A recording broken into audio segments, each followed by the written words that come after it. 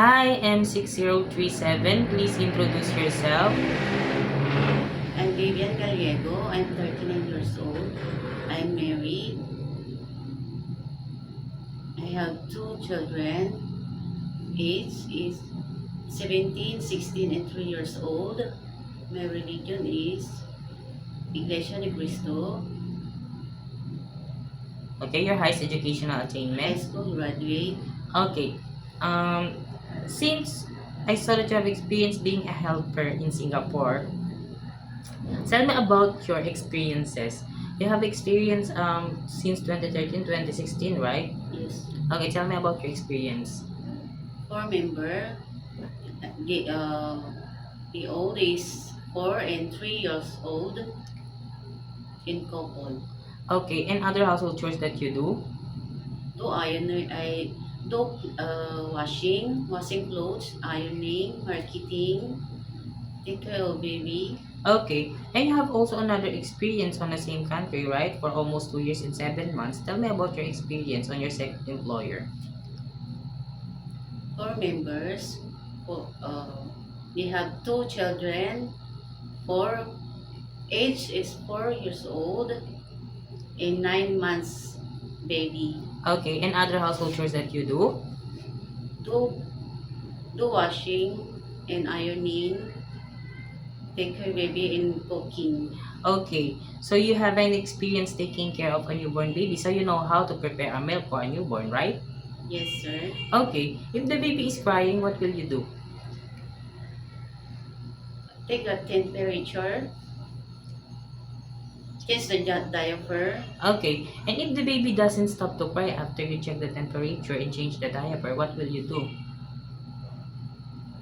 I call my employer. Okay, and what will you say to your employer? What will you say to your employer? The baby stop crying. Okay, you will tell that the baby doesn't stop to cry. Yes, sir. Okay. Why do you want to work in Hong Kong? I want to work in Hong Kong. I want to earn more money and the future for my children. And how long do you want to work in Hong Kong? For 2 years, more and more than. So it is okay to you to extend your contract. Yes, sir. Okay. Do you have an idea how to prepare Chinese food because you are ex-Singapore, right? Yes, sir. Okay, what kind of Chinese food can you prepare? Um, Stem fish, like fried veggie, and Okay, so you know how to prepare food, Chinese food, like, yes, right? sir.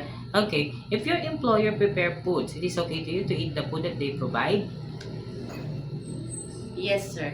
It is okay to you to cut your hair short. Yes, sir. It is okay to you to work on Sunday or in a holiday setup. Yes, sir. It is okay to you to share jobs as a helper. Yes, sir. How about taking care of pets? Yes. Yes, sir. Okay. How about taking care of elderly? Yes, sir. Okay. If one of your employer's family don't know how to speak English, it is okay to you to learn their Yes, language. sir. Okay. My last question is, what will be your message for your future employer? If you choose me, ma'am, I'm willing to do hardworking and Okay, hardworking. And yes, sir. can you promise also to take good care of their children as Yes, your sir. own? And also follow the rules and regulations of their house? Yes, sir. Can you promise also to be honest? Yes, sir. I'll be honest. Okay. Trustworthy and responsible. Yes, sir. Okay. Thank you very much, Miss Vivian. Thank you, sir. Okay.